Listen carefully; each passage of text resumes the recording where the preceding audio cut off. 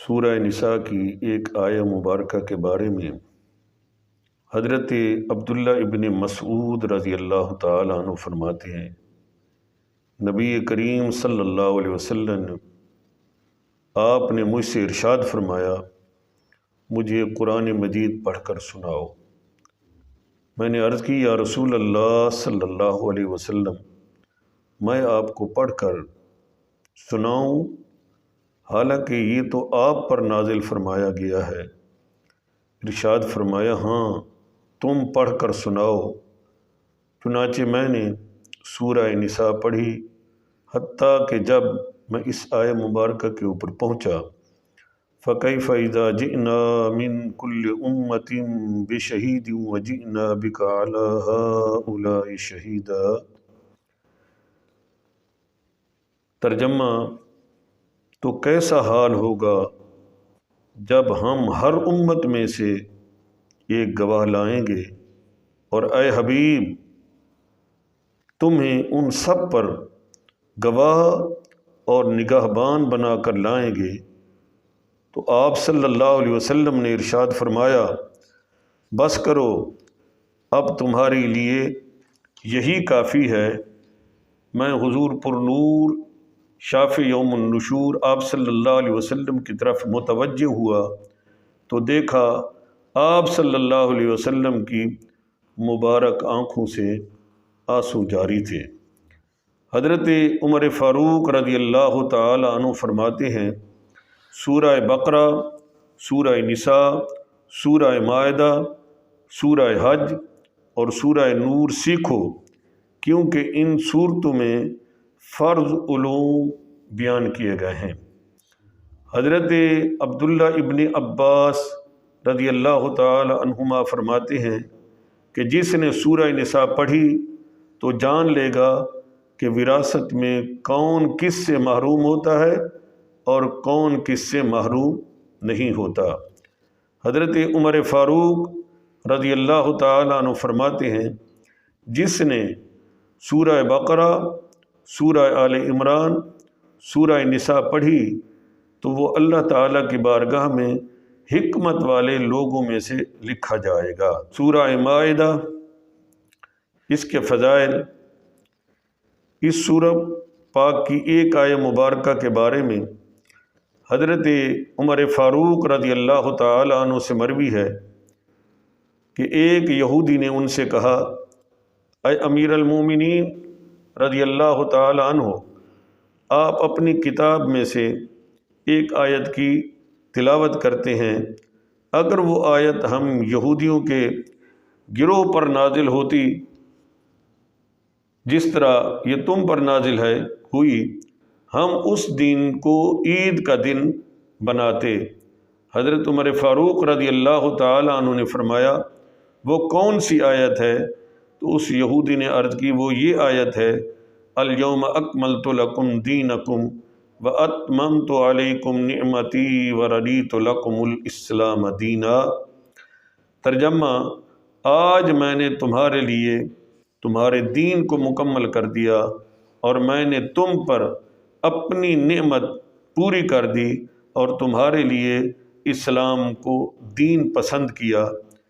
تو حضرت عمر فاروق رضی اللہ تعالی عنہ نے فرمایا، ہم اس دن اور اس جگہ کو بھی جانتے ہیں جس میں نبی کریم صلی اللہ علیہ وسلم پر یہ آیت نازل ہوئی، اور جب یہ آیت نازل ہوئی اس وقت حضور پر نور شافع یوم النشور آپ صلی اللہ علیہ وسلم جمعہ کے دن عرفات کے میدان میں مقیم تھے، اور وہ جمعہ عرفہ دونوں مسلمانوں کے لیے عید کے دن ہے۔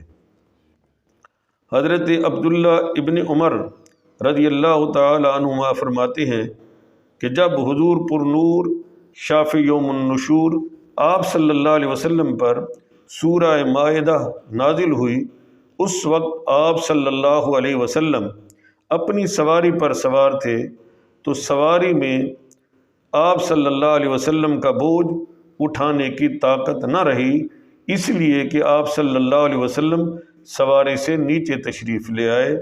یہ سواری پر سوار تھے تو یہ سورہ پاک کا نزول ہونا شروع ہو گیا، تو سواری اس بوجھ کو برداشت نہ کر سکتی تھی۔ حضرت مجاہد رضی اللہ تعالیٰ عنہ سے مروی ہے، نبی کریم صلی اللہ علیہ وسلم نے ارشاد فرمایا، تم اپنے مردوں کو سورہ مائدہ اور عورتوں کو سورہ نور سکھاؤ۔ علامہ عبدالرؤف منافی رحمۃ اللہ علیہ فرماتے ہیں، سورہ مائدہ میں چونکہ مردوں کے لیے بہت زجر و توبیخ ڈانٹ ڈپٹ ہے، اس لیے انہیں سورہ مائدہ سکھانے کا حکم دیا گیا ہے، اور سورہ نور میں عورتوں کے لیے بہت زجر و توبیخ ہے کہ اس میں واقعہ افق اور زینت کے مقام ظاہر کرنے کی حرمت وغیرہ ان چیزوں کا بیان ہے جو عورتوں سے متعلق ہے، اس لیے انہیں سورہ نور سکھانے کا حکم فرمایا گیا۔ سورہ انعام، اس کی فضیلت میں حضرت انس بن مالک رضی اللہ تعالی عنہ سے روایت ہے کہ رسول کریم صلی اللہ علیہ وسلم نے ارشاد فرمایا، سورہ انعام نازل ہوئی اور اس کے ساتھ بلند آواز سے تسبیح کرتی ہوئی فرشتوں کی ایک جماعت بھی ساتھ تھی، جس سے زمین و آسمان کے کنارے بھر گئے۔ زمین ان فرشتوں کی وجہ سے ہلنے لگی، اور رسول کریم صلی اللہ علیہ وسلم نے 3 مرتبہ سبحان ربی العظیم، آپ نے 3 مرتبہ سبحان ربی العظیم سبحان ربی العظیم یہ فرمایا۔ اس کے بعد سورہ آراف ہے۔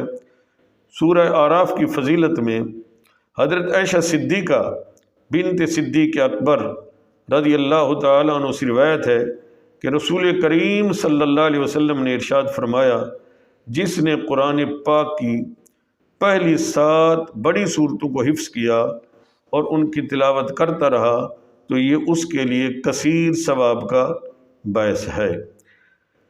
ان 7 صورتوں میں سے ایک سورت جو ہے وہ سورہ آراف بھی ہے۔ سورہ انفال، آپ جانتے ہیں کہ سورہ انفال نفل کی جمع ہے اور اس کا معنی ہے غنیمت کا مال۔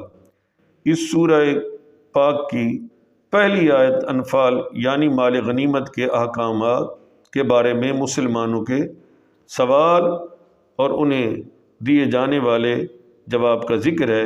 اسی مناسبت سے اس سورہ پاک کا نام سورہ انفال رکھا گیا، اور اس سورہ کا مرکزی مضمون یہی ہے کہ اس میں مال غنیمت کے احکام، غزوہ بدر کا تفصیلی واقعہ اور اس کی حکمتیں بیان کی گئی ہیں، اور مسلمانوں کے جنگ کے اصول سکھائے گئے ہیں۔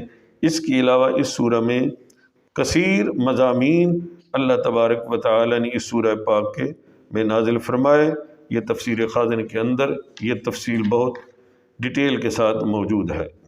اگر ان تمام کو ایک کتابی شکل میں دیکھنا چاہتے ہیں، صورتوں کا تعارف اور باہمی مناسبت، شیخ الحدیث و تفسیر ابو صالح مفتی محمد قاسم قادری اتاری کی کتب میں سے یہ تمام دلائل کے ساتھ اور بڑی شرح کے ساتھ آپ دیکھ سکتے ہیں۔